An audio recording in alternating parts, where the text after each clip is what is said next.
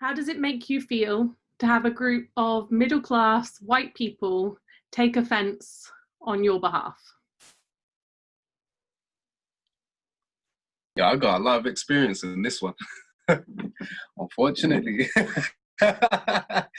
being in class growing up in because I was born and raised in Manchester, right? And up there, unfortunately, around the time that I was born, it was just off of the back of the racist riots, and so people were pretty overt and free about how racist they wanted to be towards people of color. And growing up, I had violent experiences, being beaten pretty badly, and being bullied, and even from some people from my own, who I would consider to be from my own culture, expressing their own rage and their own trauma through being racist to me. And I'll never forget, it's those moments where you're in class and the teacher says something, or somebody says something overtly racist, and the person that gets up and say, "Hey, yo, that's racist, you can't say that."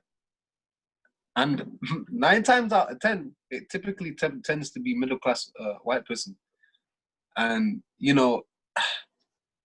it's a bittersweet reality of our position, because it speaks to the privilege of which a middle-class white person can have. And I always say that actually, really, the middle-class people are the invention of middle-class people is a very recent thing, and it's important because it bridges the gap between, when maintained, it bridges the gap between the upper class and what is considered to be the lower class, if you believe that class even really exists as something. They have a lot of power because they're not too far separated from from lower class, working class, poor people, in terms of their experiences, and also at the same time they're not overtly divided from the upper class, and so it's in a lot of ways they're very important to act as the middleman or middlewoman, and so it's a bittersweet feeling knowing that, coming from the position that I come from, or that we come from, is actually, we want to be the ones that go up and get up and say, "Hey, yo, you can't say that, that's racist." But the actuality of the matter is, when we do that, most of the time no one listens, and this is proof in the pudding, really. This whole situation, the whole Washington Redskins situation, and the whole Black Lives Matter movement and police brutality, years and years and years, hundreds of years, we've been standing up and trying to say, "Hey, look, what you're doing is harming us. It's prejudice, it's discrimination.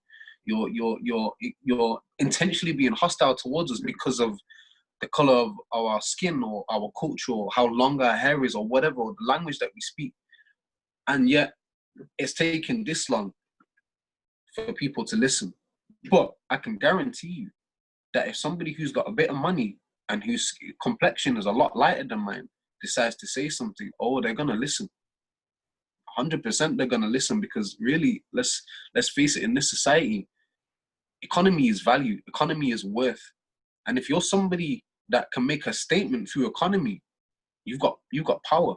And unfortunately, in the position that we are in as people of color, as oppressed minorities, we do not have economic flourish, and therefore we do not have voice unless we have peers that can voice for us. And that is the paradigm that always appears when it comes to allyship with people of color and white people not of color. So it's a difficult question. Yes, I take offense, but it's not because I'm offended by the fact that they feel like they need to stand up and say something for me. I'm more offended by the fact that I can't get up and say something without fear of repercussion. And that's the bittersweet paradigm that exists in modern day Western capitalist society and allyship. I think really that's a massive crux in this situation. really, that we're in. So for me, I just wanted to kind of highlight, you know, in relation to this campaign, for me, I think we mentioned it previously in our conversation that we as Natives experience relative invisibility.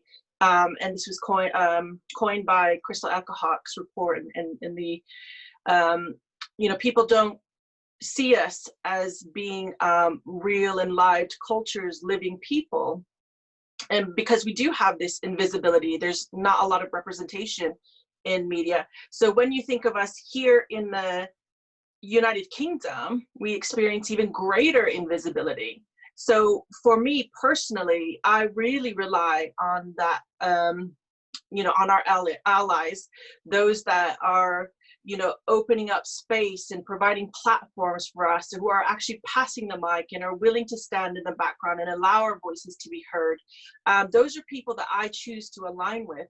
And I think you probably realized, Alex, when you first approached me and told me about this campaign, because I kind of knew about it. I knew it was, you know, bubbling away under the surface. And you know, for me, I'm always very careful as far as the people that I choose to ally, you know, be involved with, you know, and when I got to meet you guys and to speak with you guys, I recognized that you guys had actually done the research. You actually did your homework. You educated yourselves. You guys brought to the table an educated understanding of why this is offensive. And what I found really interesting was that you guys were also fans. You know, this was a rugby club that you guys, you know, adore and you love. And it was just this, you know, this utter disappointment around why they've had to culturally misappropriate our culture. And so for me, after that first meeting, it was very evident and clear to me that your allyship had gone beyond that kind of performative allyship or optical allyship.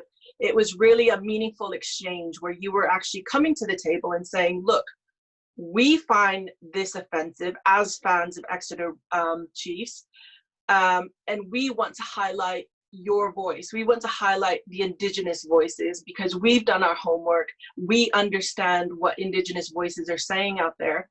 And I guess for me, you know, moving forward in a lot of the relationships that I've established here in the United Kingdom, it has been around, you know, this mutual respect and understanding, people who are educated as to why these issues are ongoing, why it is my people are oppressed, or even people of color are being oppressed, you know, and marginalized. And so for me, you know, I heavily rely on allies like yourself, like you know, other people that I work with throughout my you know, educational and awareness raising campaigns and things that I work with. So for me, that's an important aspect as far as creating change, creating awareness here in the United Kingdom, because again, we represent an even greater minority. So we really do need more people who are willing to ally with us and provide space for us to speak our own truths.